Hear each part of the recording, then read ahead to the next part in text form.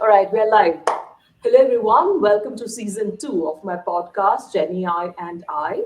For the new users, I kickstarted this back in 2023 with one goal.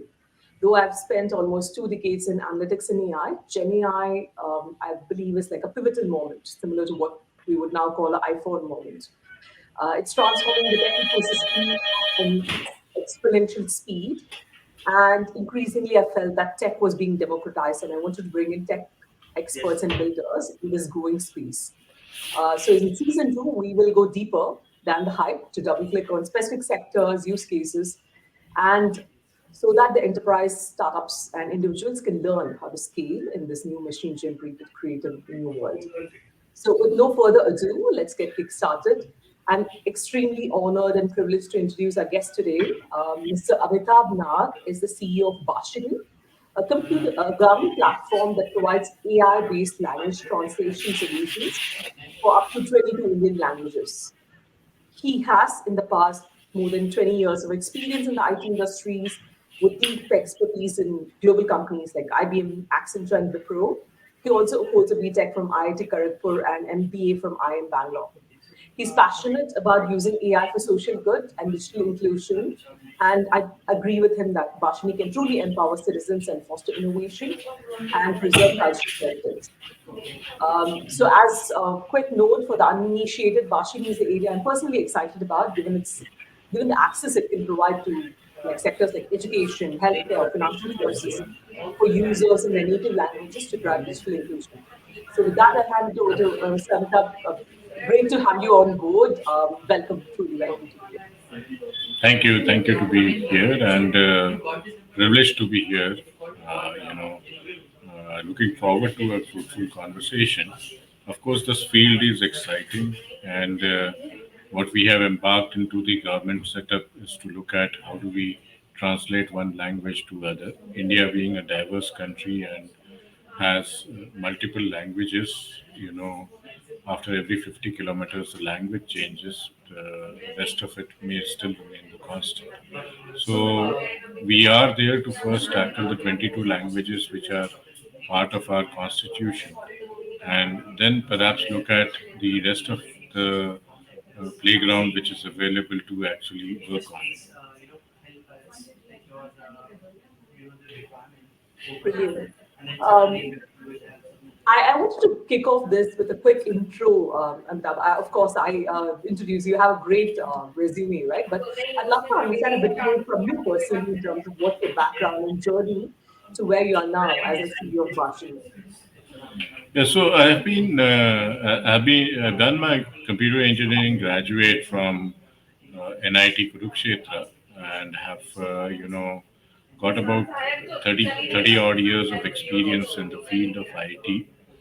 I've worked in different setups. Started business of selling RDBMS, introduced Informix to Indian market, introduced system integration, outsourcing to Indian market, had played with business models which were initiated at that point in time with Ministry of Corporate Affairs, Passport Seva project and others, where we brought in the transaction-based pricing models, and then, of course, evangelized education in education, AI in education, and to build the education setup and headed India business for a company. So worked with multiple companies in between, worked with NIT Limited, we worked with Tata Consultancy Services, worked with HP, worked with Coforge, where my last assignment was to head the India business. So it is an overall project management, execution, business development experience, and the focus has been how do we transform the service delivery, transform the governance, transform the transactions which we are doing so that we do it better, uh, improve the user journey of the end customer to actually get him a better service. So incorporating uh, the ease of living, uh, you know, ease of justice, ease of any of the things which we are doing, it should be easier to do, right? Yeah, absolutely. And I think like you rightly called out, right? You're the man for the job, having done these transformation across multiple organizations. So you did touch upon Bhashini, and we did speak about the value proposition, but I'm very curious to understand, like, what's the motivation behind why it was launched as a government-led initiative? And then, as a second part of that question, could you highlight for our users, listeners, what are the main features and services that Bhashini offers? See, obviously the main reason why Bhashini was introduced in the market was to actually transcend the language barrier. I think language should not be a barrier for anything and everything which you do. And the driver for this is, of course, the technology today with artificial intelligence and the powers which GPU unleash. There is a possibility of, making this a reality, in terms of using AI models to translate one language to other. And towards this, it was important to choose how many languages. So we chose 22 languages which are there in the constitution. Then the services which are to be offered, services speech. So we introduced, automatic speech recognition. That is, speech is recognized by the computer in all 22 languages. Then computer should be able to machine translate the 22 languages to other languages bidirectional basis. So that's the machine translation, which we call about text to text translation, the way it can be talked about. And then the computer should be able to speak out. So it is text to speech on all 22 languages. So those are the services, three major services which were to be offered. And then we have a specific need of, we having a code mix language, like computer is known as computer in most of the languages, even though Hindi would have a word called sanganak, but is hardly used. So that is transliteration. My name would be known as Amitabh across all languages, so that is transliteration. So that is another part which needs to be there. And then we have a lot of printed material. The printed material, when you scan it in the computer, comes out as a picture image, which needs to get translated or optically recognized as characters so that it can be processed further. So that's the other problem area which is there. In the OCR, we also were tackling printed text, scenic text, and the handwritten text, right? So all in all, these were the services which we were planning, and obviously there are some languages which had a lot of digital data in the internet, uh, uh, but among the 22 languages, at least six are there which do not have digital data at all as far as internet is concerned. And even from the rest of the 16, if we look at six or seven, they have perhaps enough reasonable amount of digital data, but rest of the digital data is not available.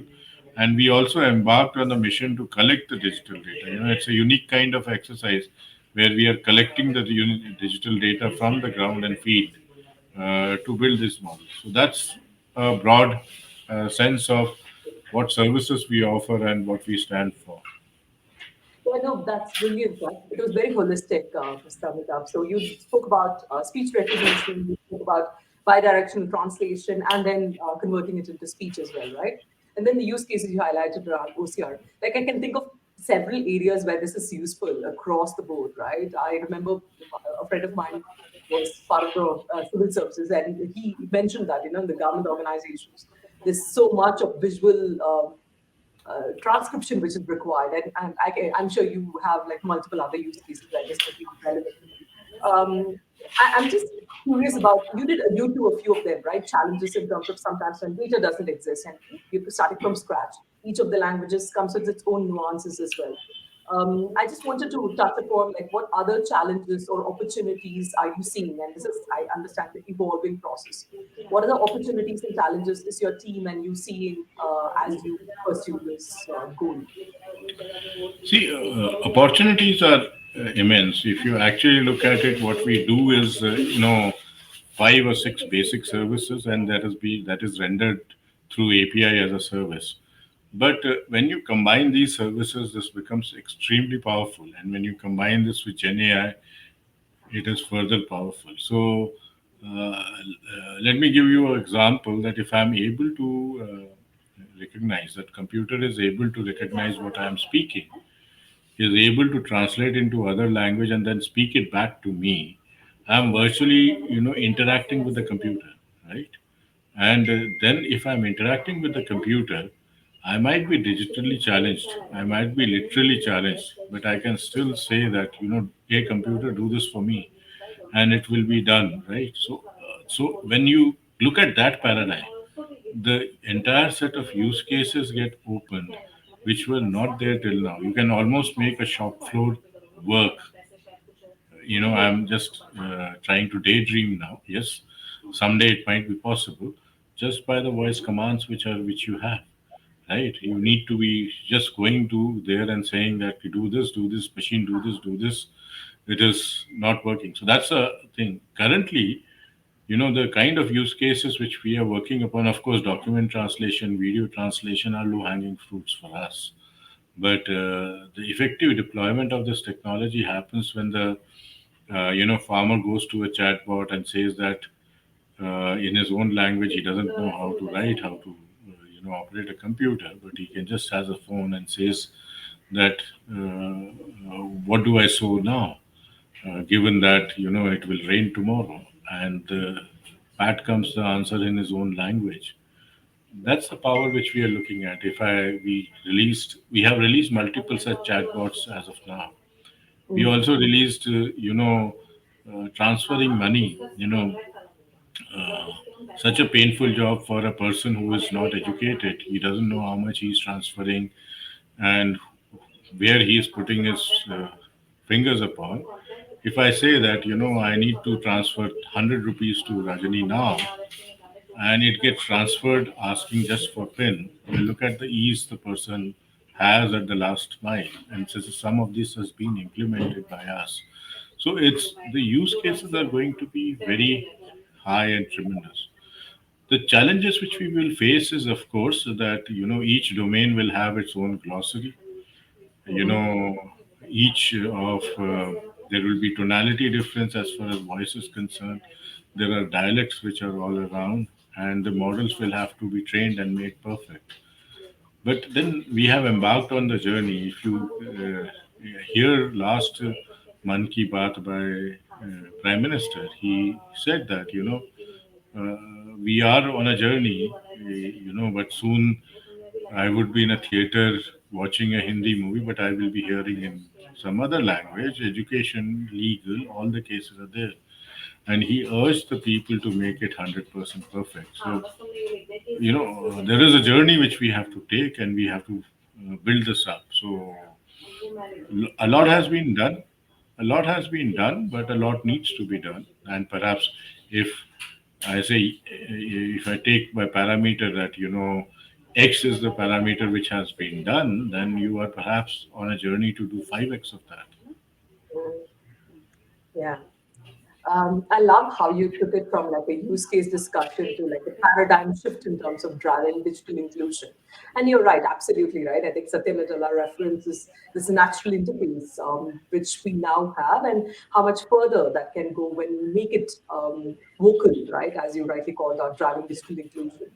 Um, I just want to double down on that a bit. So you did touch upon how it could transform the language landscape in India.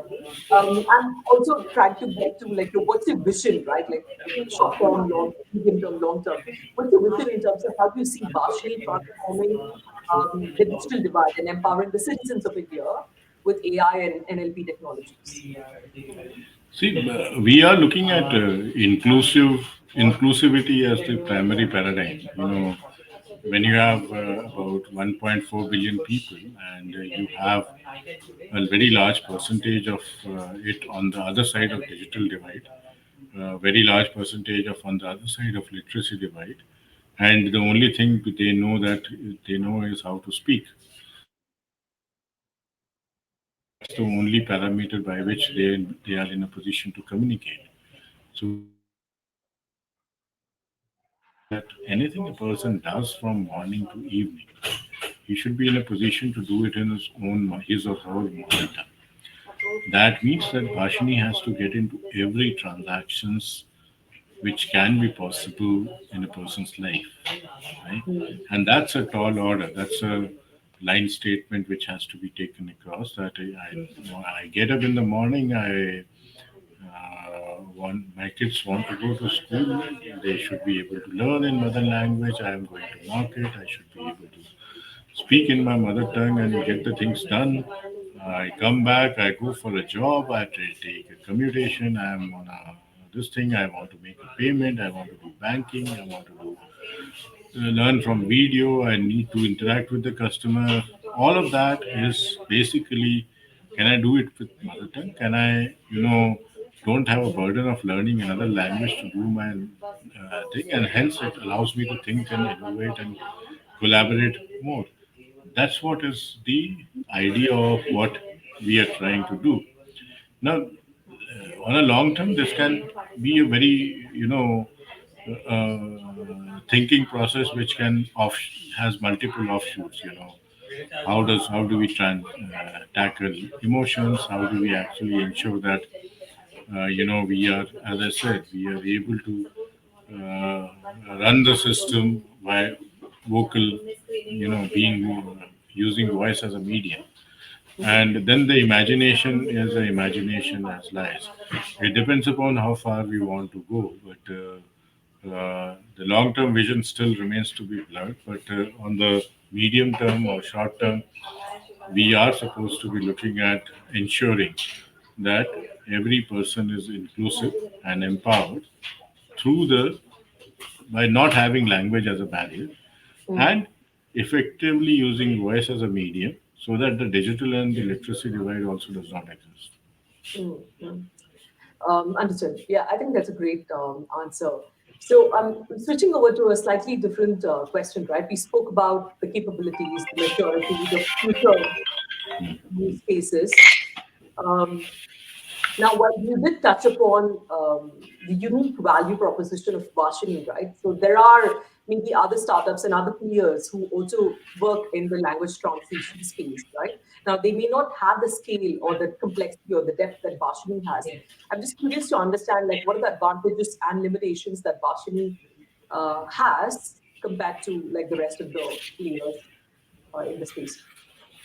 See, our basic job is to transcend the language divide.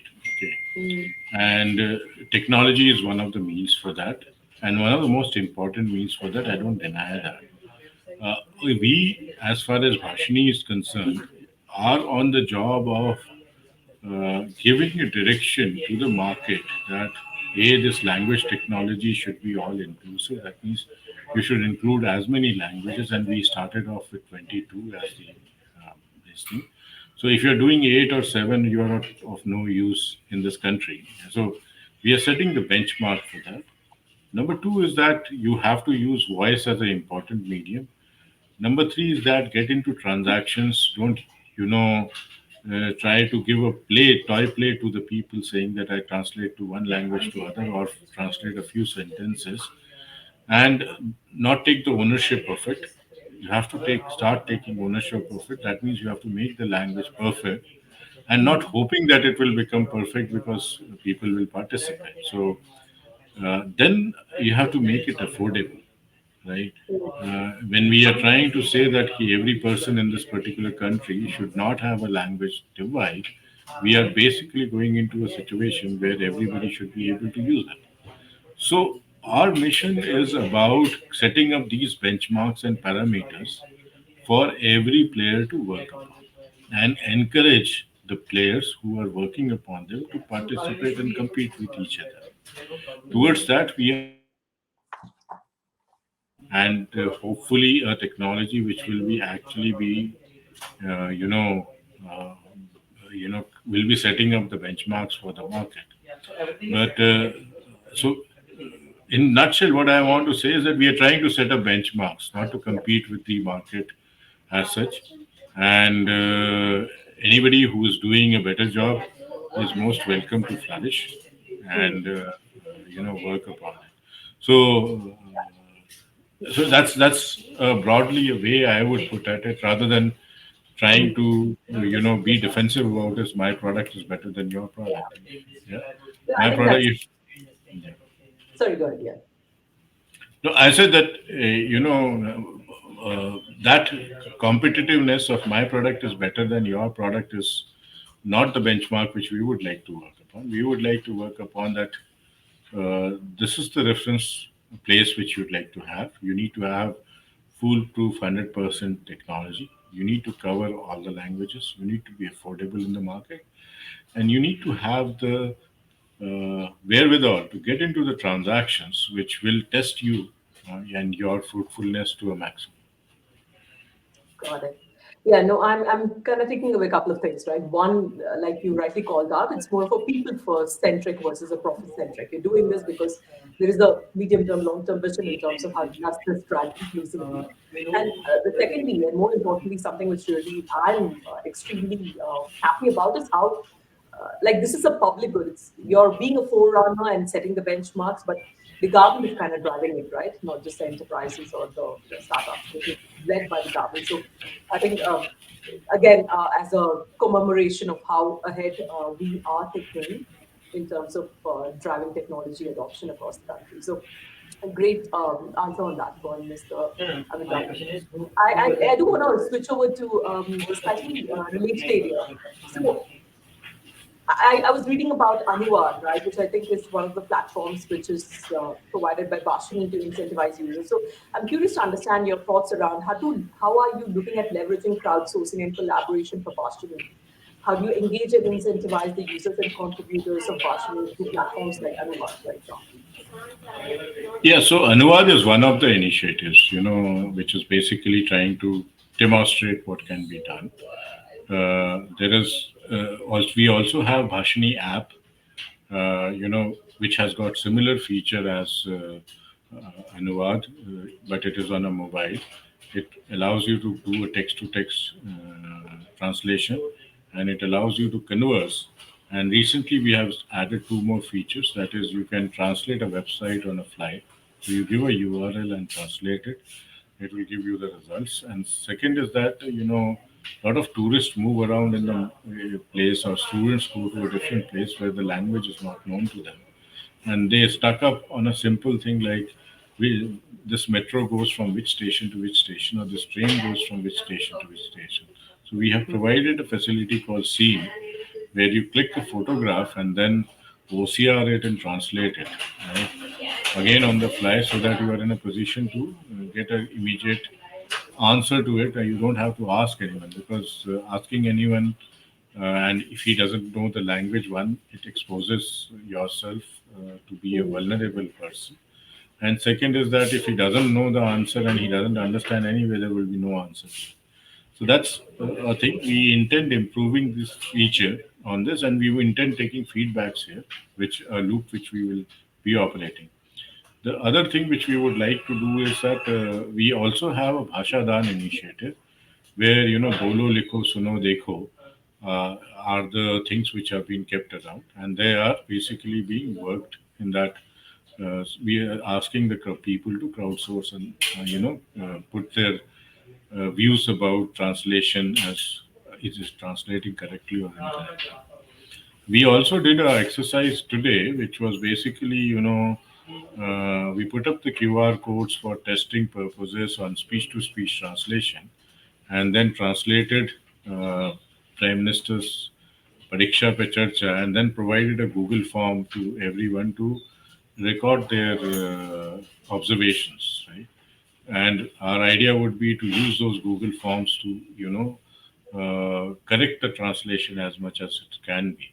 So we are using various, mechanisms. So the only thing is that perhaps we have to work towards making this a uh, movement, a people's movement, which can actually collect, you know, as much data rightfully towards, towards a motive of building the nation. And then, we will be in a position to actually secure or have a better data, feedback data, and hence improve our translation capability. Hmm. Right. Um, So if I'm a citizen of the country and I want to understand more about how I can participate or contribute towards any of this, as well as leverage it, is the app the best source for me to understand more about these different initiatives? App is a source. Yeah, we you pointed out a right thing that can we integrate all the crowdsourcing initiative? We'll perhaps try to do that. Uh, Currently, yes, he has to go through the web. He has to go through the app, and then figure out how to contribute. So, a reason why we should be working harder to build that capability to ensure that citizens who are coming in can contribute it seamlessly if they are looking at it. Use it and contribute it, or just Hmm. contribute it. That depends upon the way the citizen looks at it. Mm-hmm.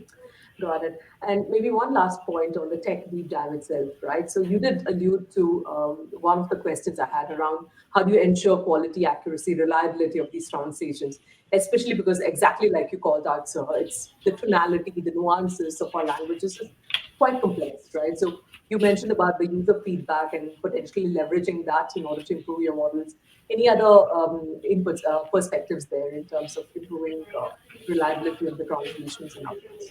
See, the reliability happens bottom up, actually. And when we are collecting the digital data, we have put up an integrated pipeline which curates, annotates, and labels it.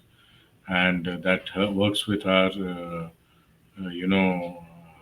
one of the labs of IIT Madras AI for Bharat lab, where this entire data set is created.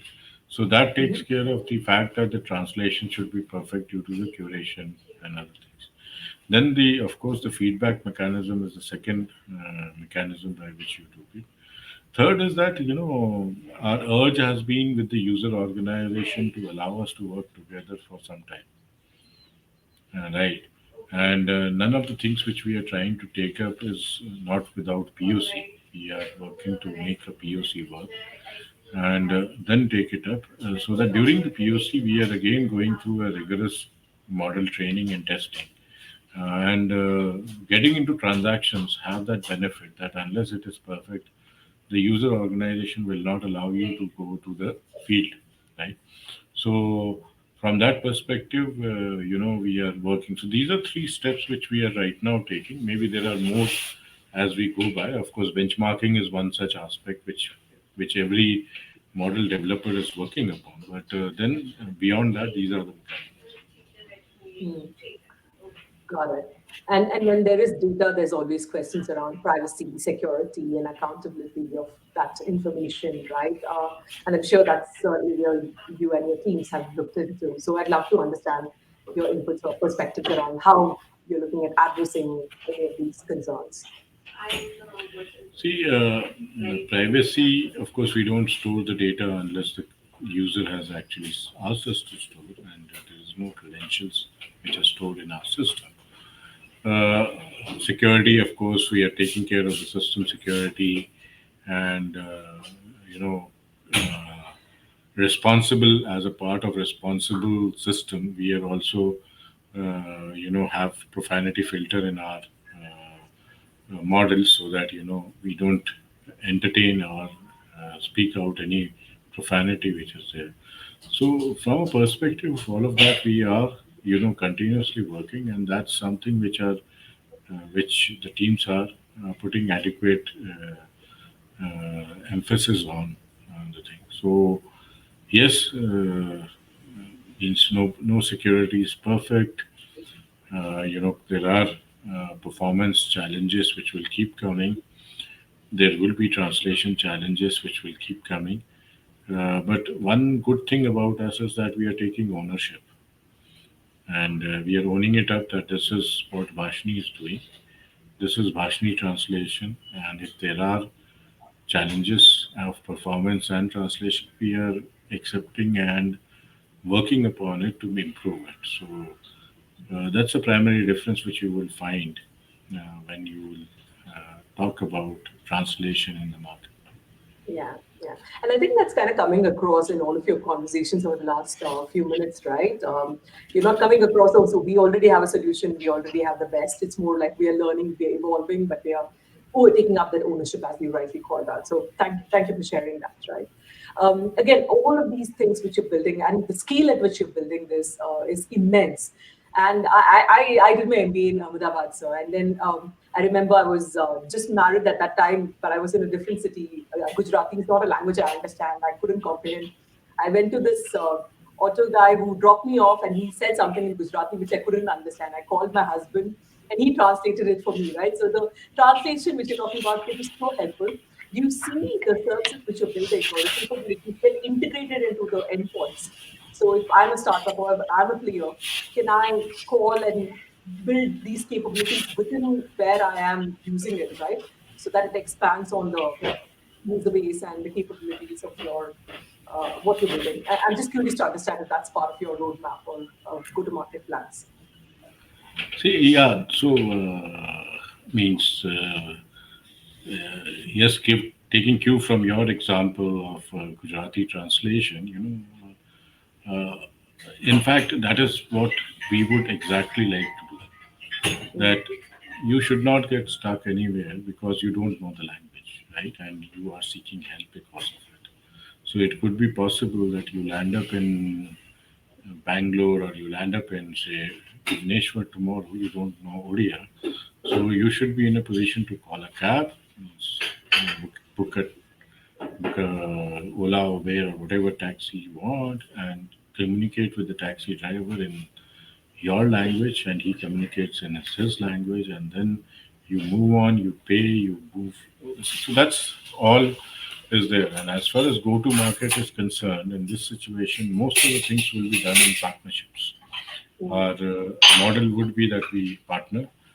Our model will also be that we encourage startups to do this because that's where a lot of innovation and a lot of customer satisfaction pull will come up. So you would see us lot of partnerships and lot of things like that. Ours is a model which is primarily a platform model. We are, as you would have seen NPCI or any other place where there is a lot of partners who are actually gaining and doing work, and it is the middle layer which is provided by us. So that's how we would be working upon.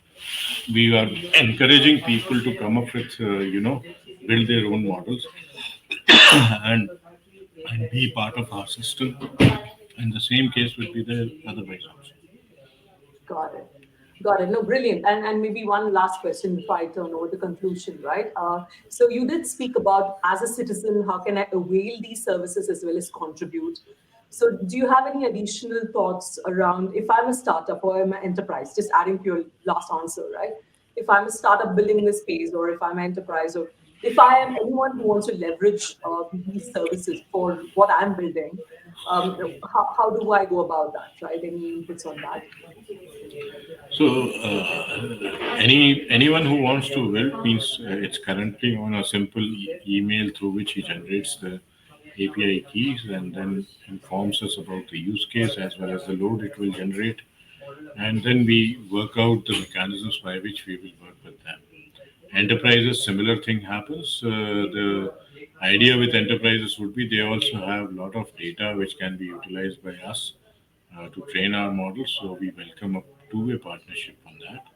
And then there are researchers who can build models for us, who can collect data for us and train the models for us. So that is the other part of it. So you have all the people who can actually build and contribute onto this, while we render this as a service for the benefit of citizens.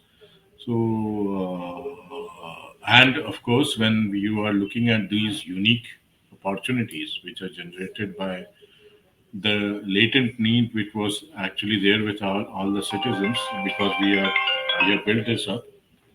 So our idea would be to encourage those startups to build applications, and towards that we have a startup connect program which we are actually taking up. Hmm. Brilliant. Yeah, no, that sounds like a pretty wide, well thought out end-to-end sort of personas you're looking at. So that's very helpful, Dr. Amitabh. So one last thing, right? See, for personally, both my parents work in the state government, right? So for me, I find it very inspiring that the government is at the forefront of driving a change like this, because I've always, when I speak to my parents, I've always felt like they've been playing catch up, but it's just such a transformative way in which we are playing from the forefront. So kudos to you and your team, and good luck for all that you're driving to do. But I'd love to have you conclude the session, right? Any concluding thoughts that you would like to close this session with? So, many a times, I land up into a conversation which starts off that how much percentage of what is your translation percentage? Are you 80% correct? Are you 90% correct? Or are you 100% correct? And often I think that I have lost the discussion there. Uh, you know, my concluding thought would be that, with an urge to everyone that treat this as a journey, and you would reach a journey always has milestones. So, set up those milestones and try to reach the destination by traveling together in that journey rather than looking at oh, can I translate everything tomorrow? Can I, bridge the language divide everything tomorrow? So that's the primary concluding remark I would make. We have traversed it quite a lot. As I said, we need to traverse quite a lot still. So, a mode of partnership is what I'm looking at from the entire ecosystem, including those who are in same technology, building of the same technology. Yes. This has been a very enriching as well as a grounding conversation. Thanks for keeping it real, Dr. Amitabh. So I'm going to stop the recording here. Thank you for your time again.